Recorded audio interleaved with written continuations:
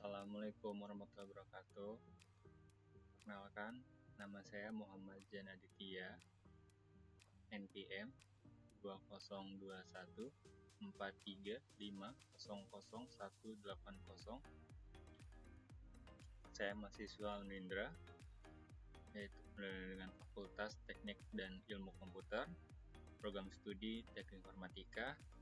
Saya ingin mendemonstrasikan yaitu aplikasi dari tugas akhir berjudul pemilihan jurusan perguruan tinggi berdasarkan minat bakat siswa SMK Hangtu 1 Jakarta menggunakan algoritma C4.5. Program ini telah dibantu dan disukseskan oleh dua dosen saya. Yang pertama adalah dosen pembimbing materi yaitu Pak Arif Susanto, MKOM, dan juga ada pembimbing teknik Ibu Ida Fitriani, Eskom, MSI. Dan saya untuk mendemonstrasikan aplikasi yang telah saya buat. Saya menggunakan NetBeans dan berikut ini untuk tampilan di awal. Kita akan memasukkan ID dulu.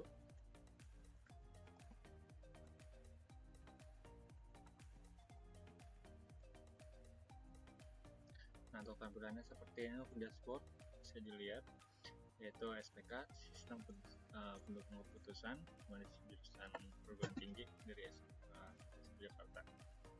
Yang pertama-tama di sini ada data siswa. Data siswa di sini telah saya bisa lihat setiap data siswa yang akan diakses. Ini akan ditulisnya saya nama lengkap, name, password, jenis kelamin, tanggal lahir, alamat, email, dan status. Dan bisa ditambahin aja dan bisa di import Excel juga. Jadi terdata akan tertera di sini. Totalnya ada 29 yang telah saya buat.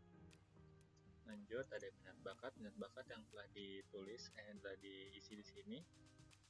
Ada 7. Pertama ada akademik, dan setiap nama minat bakat itu mempunyai keterangannya masing-masing.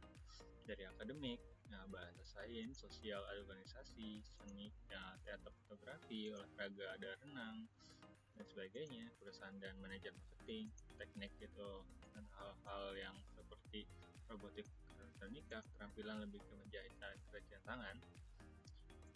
Lalu selanjutnya, setelah kita mempunyai nama siswa, kita akan bisa dilihat di sini NIS yang telah kita tulis. Di sini akan kita bisa tambahkan.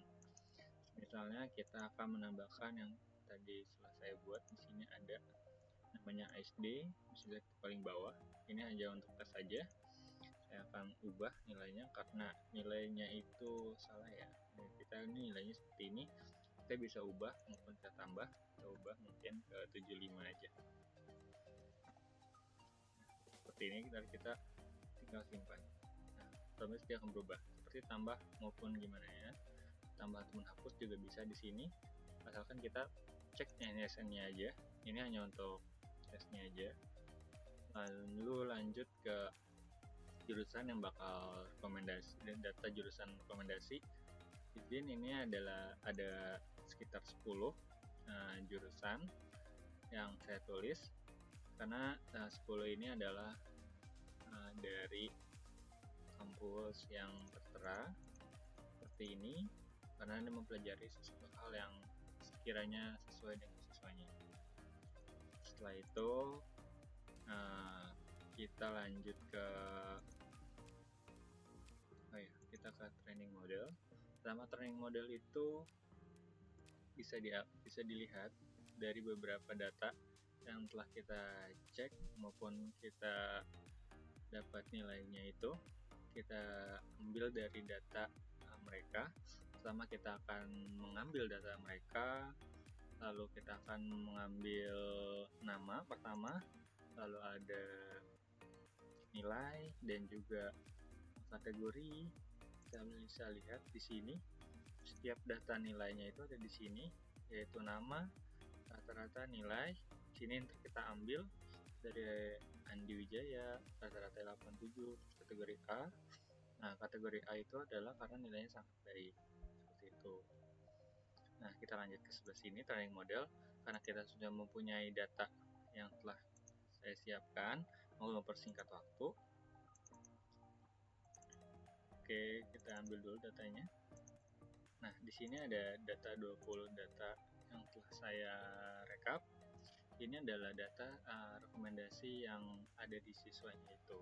Jadi mereka tuh akan terlihat dari nilainya, mereka udah dilihat, dan juga akademik minatnya apa, nilai akademiknya apa, terus jurusan rekomendasinya apa. Jadi tuh mereka tuh minatnya kemana, kita arahkan. Mereka tuh akademik, berarti kan karena nilainya A, kita tulis A, dan B, seterusnya.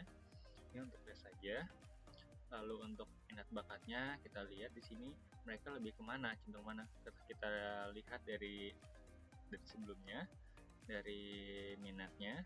Nah, langsung kita tulis di sini, kita isi. Ini bisa lewat Excel juga, bisa di input sesuai kebutuhan, karena saya membuat hanya 20, dan ini pun sesuai jurusan rekomendasi dari siswa tersebut.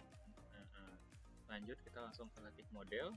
Nah, setelah itu, setelah kita sukses, nah, kita akan disuguhkan dengan decision tree. Decision tree itu tampil seperti ini. Ini bisa diekspor PDF maupun image. Nah, kita akan bebas sebenarnya, terserah sesuai penyimpanan, sesuai selera. Setelah itu kita oke, dan tampilnya akan seperti ini. Ada akademik, sosial, teknik. Jadi setiap dari yang kita buat seperti ini, mereka akan merangkum. Nah, untuk sistem akan merangkum dari minat bakat siswa tersebut. Ya, kita bisa lihat kenapa ada kedokteran, hukum, karena terserah dari sini. Mereka yang minat sendiri. Nah, ini untuk simulasi saja. Nah, di situ ada seni, perusahaan. Di sini sudah terdata semua, menyesuaikan dari setiap bidang. Seperti itu. Kita lanjut. Nah, kita skip. Nah, setelah ini selesai, kita simpan ke simpan mode DB. Seperti ini. Nah, ID mode 7. Nah, mereka tuh akan masuk ke evaluasi model. Evaluasi model ada di sini. Saya bisa lihat di sini sudah tertera data yang tadi yang sudah kita training dari C45 akan tertera di sini. Seperti ini. Nah, tertera seperti ini. Mereka akan mendeteksi data yang telah sesuai. Tadi kan ada pohon, ada pohon trinya, tampilkan secara pohon, gambar. Dan ini deskripsi modelnya. Tampilnya seperti ini. Tadi kita ada 7 di sini yang model terbaru seperti ini. Model number leaf dan number 3 ada pohon potret juga, kita bisa lihat, dan nilai informatika 4.0 karena berapa banyak yang peminatnya. Jadi paling banyak itu di psikologi. Lanjut ke rekomendasi siswa. Nah, setelah itu karena saya menambahkan hanya sekitar ini salah, ini hanya penambahan aja. Ini ada 20. Nah, data yang dari sini akan direkomendasikan oleh sistem tersebut. Setelah rekomendasi, mereka pun akan muncul ke sini untuk ke laporan sistem. Laporan sistem itu apa? Laporan sistem itu mempunyai keseluruhan data yang akan bisa kita ambil. Contohnya, daftar sisa terdaftar, kita bisa lihat di sini datanya banyak. Saya menambahkan cukup banyak, tapi saya mengkredit beberapa aja, jadi nggak terlalu banyak, tidak makan waktu. Lanjut ke nilai akademik mereka di sini. Nah, terus ada minat bakat seperti di sini, dan juga daftar jurusan rekomendasi ada di sini. Ini bisa diekspor semua, tampilannya akan saya tunjukkan, tapi setelah selesai dulu. Nah, lanjut kita rekomendasi siswa. Rekomendasi siswa itu apa? Kita lihat.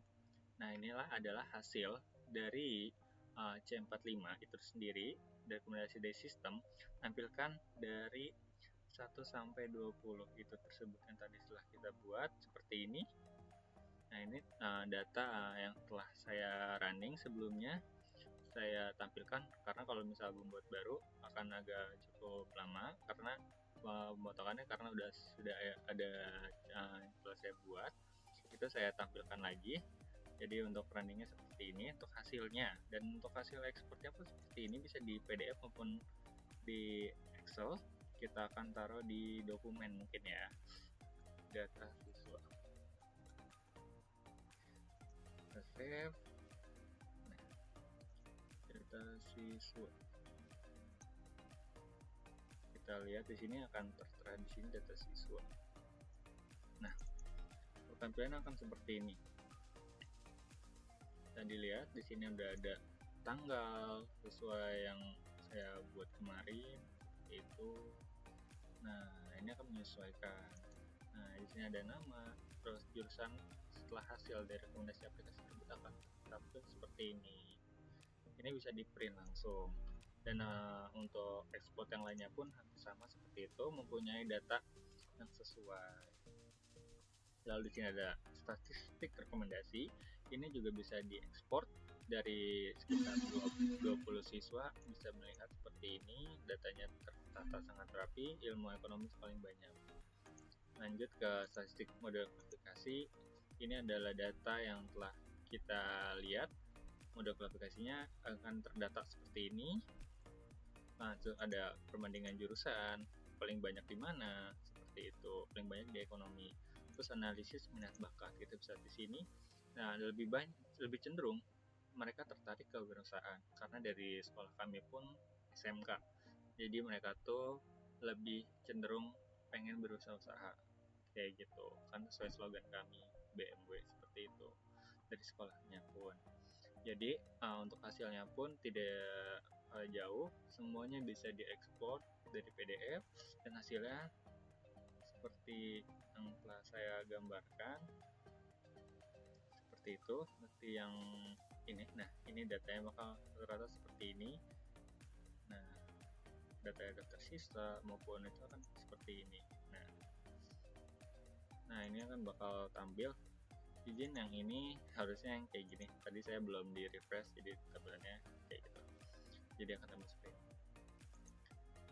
Izin sekian dari saya setelah mempresentasikan aplikasi saya.